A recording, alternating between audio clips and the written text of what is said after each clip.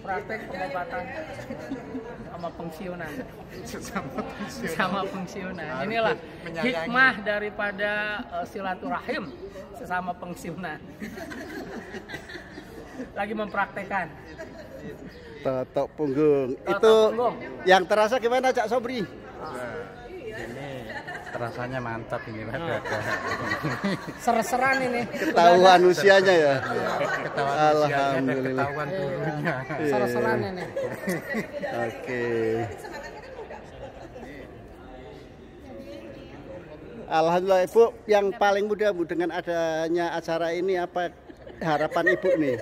Aduh, saya sih senang sekali, alhamdulillah bisa ketemu teman-teman pada saat muda itu ini ya, kita berdiri sama-sama. Sekarang ada ini luar biasa. Mudah-mudahan ini ke depan bisa terus berlanjut karena kita perlu ya silaturahmi gitu kan, sangat perlu banget. Kan sangat mengagumkan nih yang punya ide. Alhamdulillah. Nah, kita tanya nih yang punya ide ya. Ini gimana asal-usulnya Bu? Acaranya asal-usulnya gimana nih? Asal-usulnya pengen ketemu silaturahmi setelah sekian puluh tahun, terus juga ya berbuat kebaikan lah teman-teman semua gitu kan. Jadi biar berkumpul ada wadahnya. Ya, ke depan mudah-mudahan bisa terus menyatukan semua lulusan TPI. Ya. Ini oke, makasih Bu Lari. Bu Apri nih yang paling lama nggak ketemu kayaknya nih ya. Paling lama aku jadi orang kaya lama ini. Aku 2003 keluar TPI. Senang banget bisa ketemu lagi. Semoga kita semua sehat dan bisa bikin acara ini lagi untuk beberapa bulan ke depan. Amin, amin. Nah, ini ada tokoh-tokoh yang lain juga nih, semuanya tokoh. Ini paling muda ya, paling atau paling tua nih, masuk grup pensiunan. Paling muda masih berkarya. Ya. Oke. Alhamdulillah. Alhamdulillah.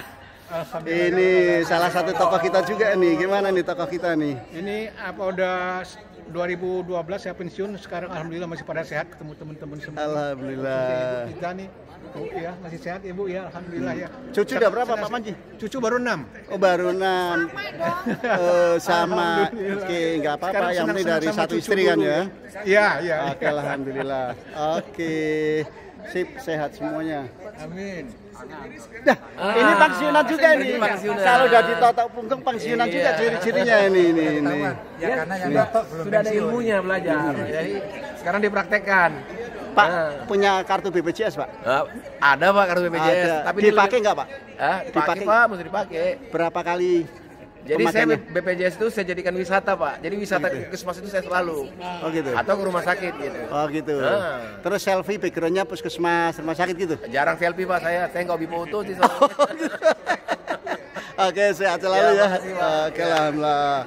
Ini Pak Prim. Wah, ini jago menata taman nih. Gimana? Ini mau taman khusus pensiunan gimana nih? Misalnya untuk pesantren pensiunan. Ya, kalau tahap awal sih biasanya kita hanya untuk belajar berkebun ya, untuk mengisi waktu supaya nggak ada waktu-waktu yang kosong, hanya tidak berguna. Belajar dulu dari lahan yang paling kecil, nanti kalau misalnya punya peluang lebih gede lagi kita jalan. Yang penting ada upaya untuk bergerak. Oke, biar nggak mandek ya. Betul, bergerak dan pikiran kita tetap jalan, otak kita tetap segar dan fisiknya juga tetap sehat. Oke, makasih Pak Prim. Mudah-mudahan menular ke yang lain ya. Amin.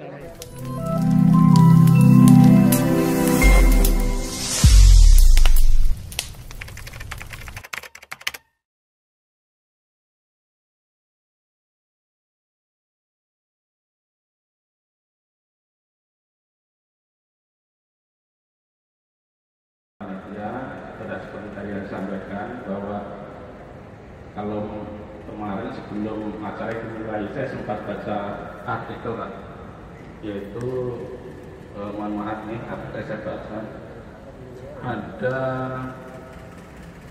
beberapa orang-orang yang dinamakan surga. Assalamualaikum warahmatullahi wabarakatuh.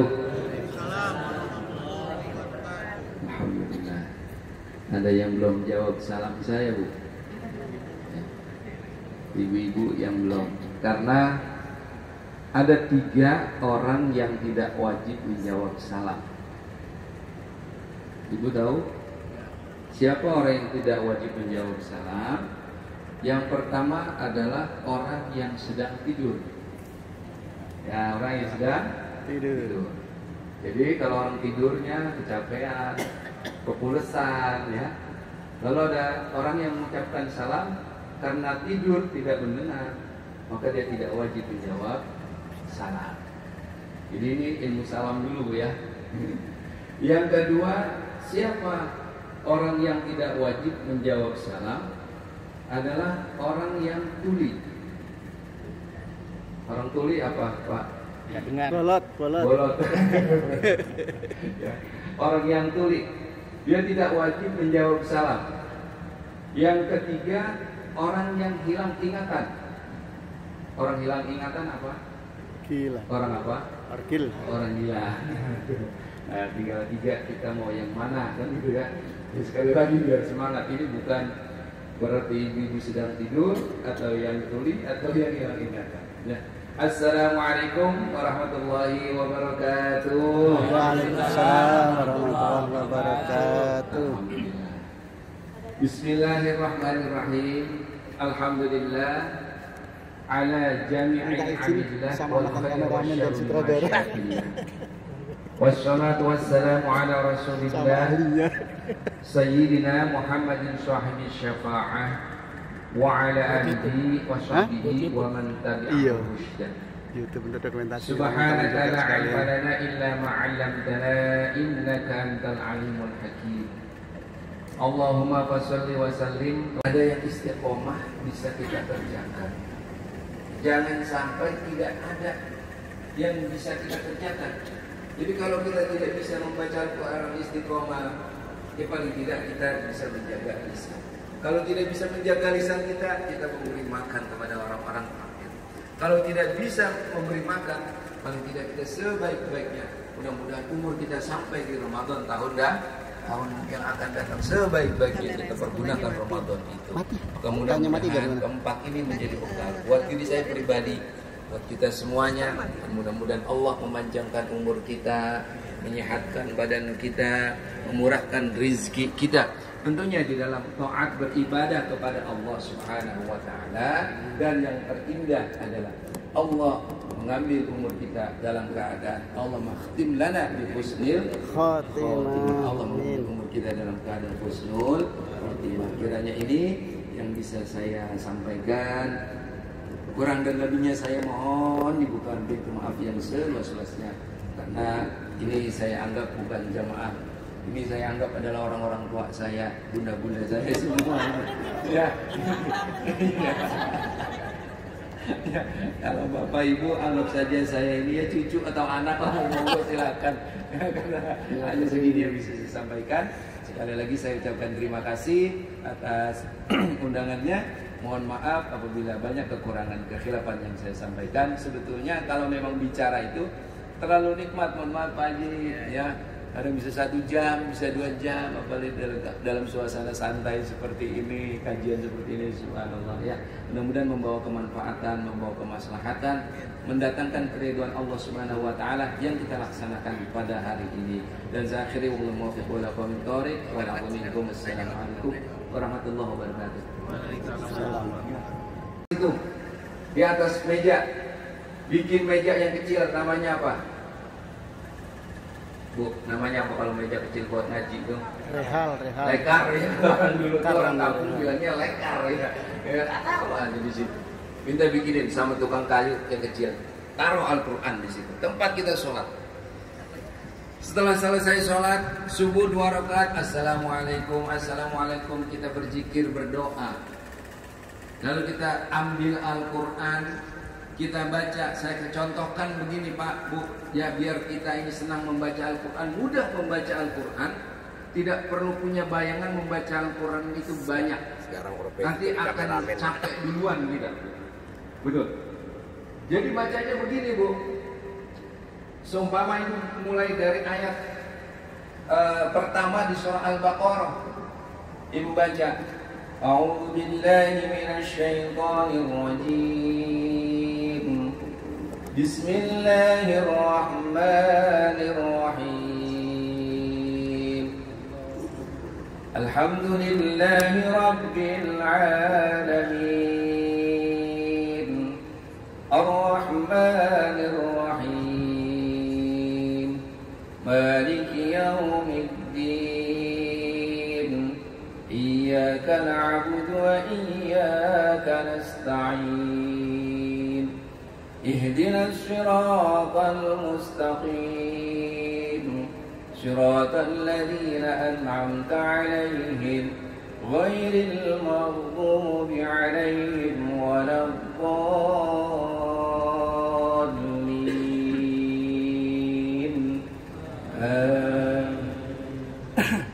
Itu, Bu. Jangan buru-buru bacanya. Santai, santai. Kita nikmatin, Bu. Mau kemana ya? Kantor udah nggak ada urusan, betul. Ya, masak udah nggak ada urusan, ya. Nyuci udah nggak ada urusan, Pak, ya. Kita buka di juz awal, di juz 1, di ayat 1. Semuanya sudah hafal.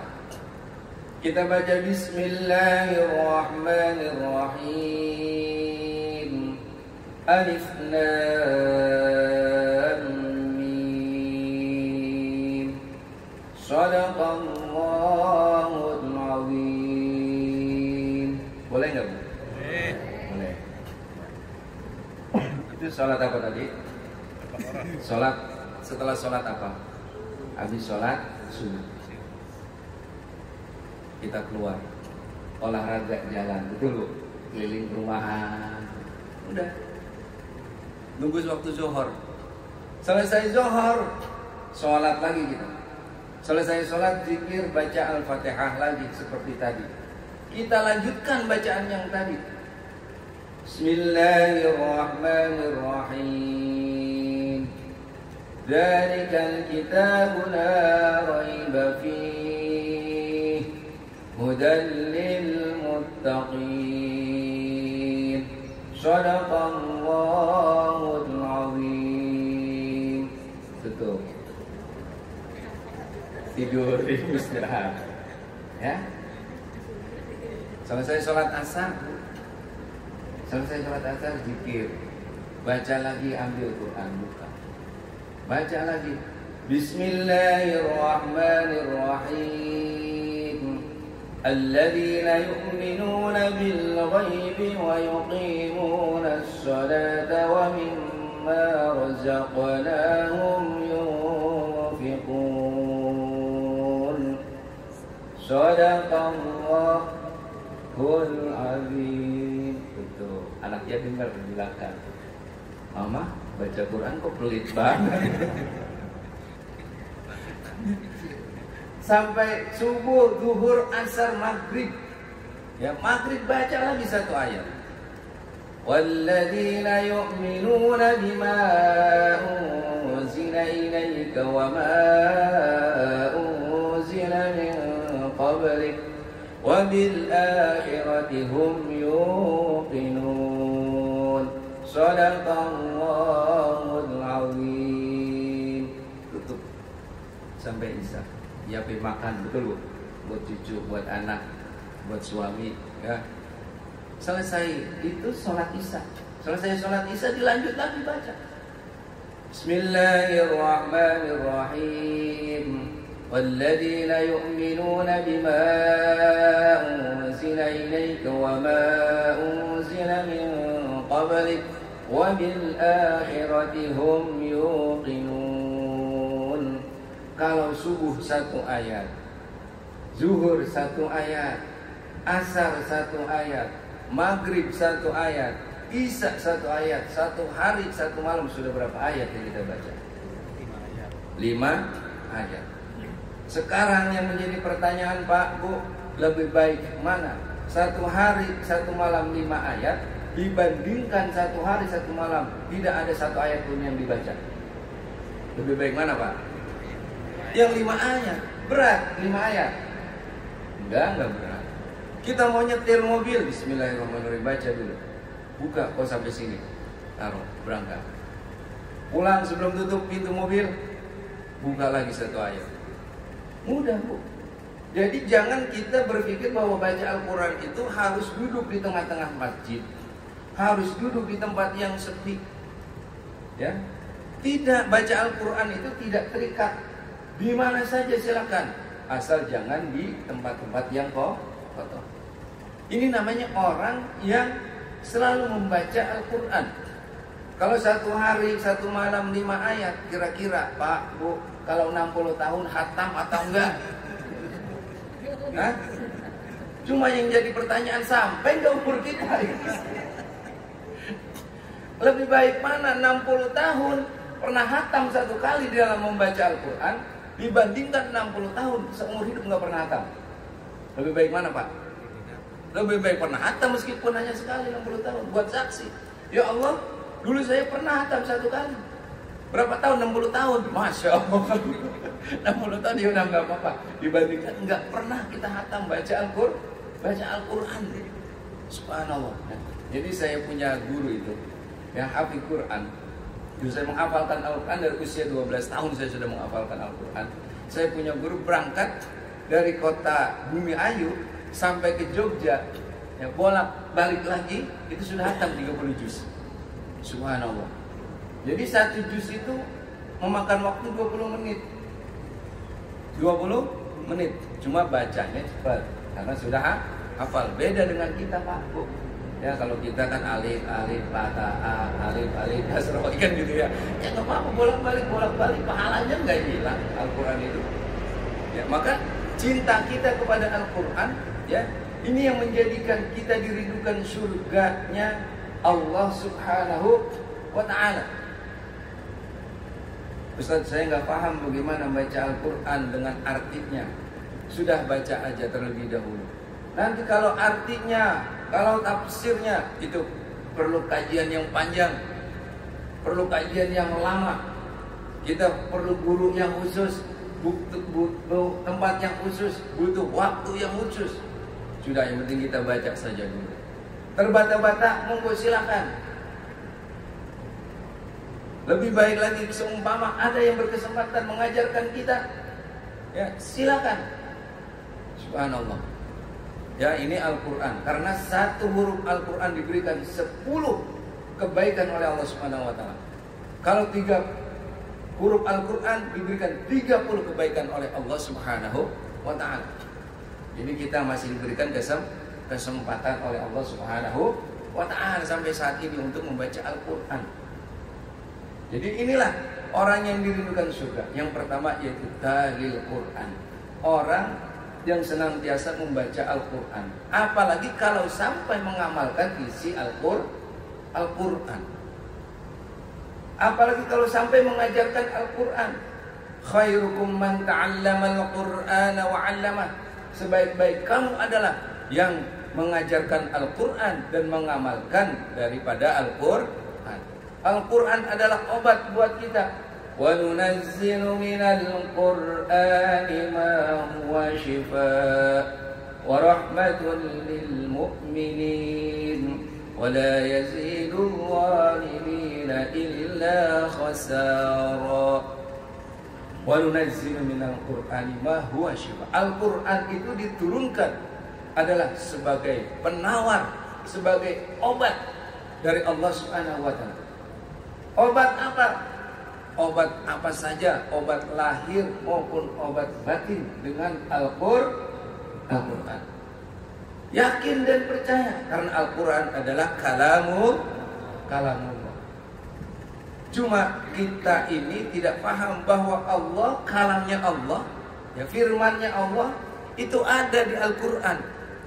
Jadi kalau ucapan kita dicatat Pak, Bu, ya ucapan kita atau ucapan Pak Presiden dicatat duduk, lalu dibacakan, kita dengarkan, oh ini kata Presiden, oh ini kata Pak Menteri, seperti itu.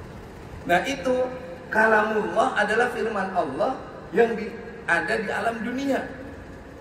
Kalau kita sedang membaca Al-Quran berarti kita sedang menyampaikan kalam Allah, kalimat-kalimat Allah. Obat buat apa saja. Ibu semama kakinya sekarang udah ada penyakit urat asam ya Bu. Tahu Ibu urat asam, penyakit urat asam tahu? Lonjor salah, bersilak salah, ya kan? Serba salah, dulu setengah jam salah, kaki pegel ya. Gitu, subhanallah. Ini penyakit-penyakit orang sepupu. Ya makanya kita kalau udah ada penyakit begitu memang sudah harus hati-hati Pak. Satu, kalau kepala rambut kita sudah beruban. Jadi ada yang namanya penyakit 5B Pak. Rambutnya sudah beruban, matanya sudah buram, telinganya sudah, jalannya sudah bongkok. Ini hati-hati Bu. Jadi kalau penyakit ini sudah menghinggapi kita, subhanallah, harus sudah hati-hati.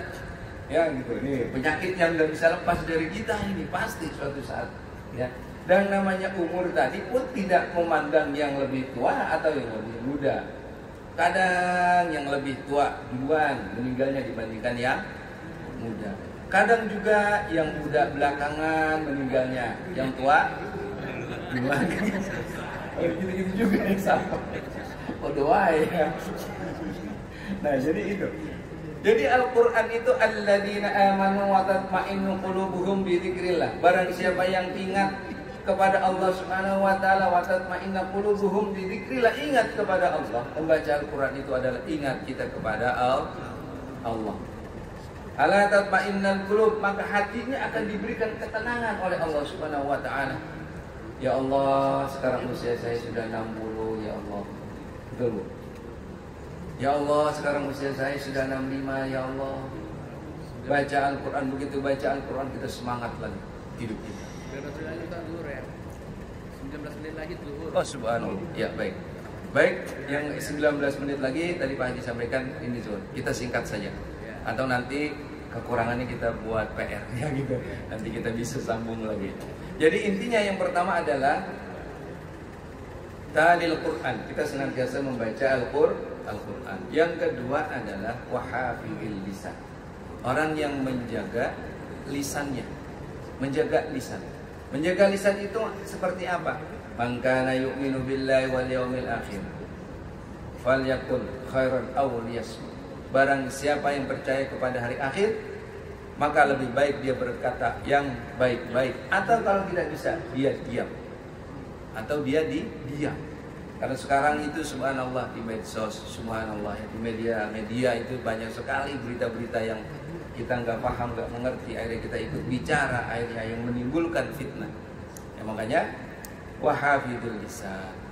Yang ketiga itu wa mut'imil ji'an, orang yang memberikan makan kepada orang yang tidak bisa makan pada hari itu, yang memberikan rizkinya kepada orang-orang yang fakir miskin, yang tidak mampu pada saat itu untuk mencari makan, maka dia tangannya terbuka, dia membantu. Sekarang banyak yang namanya Jumat Barokah, seperti ya, banyak gerakan-gerakan seperti itu subhanallah ya. Lalu yang keempat adalah wasawmi fi syahri Ramadan. Tentu ini adalah bekal buat kita. Meskipun Ramadan itu masih lama, tapi kita mencari bekalnya seperti dari sekarang.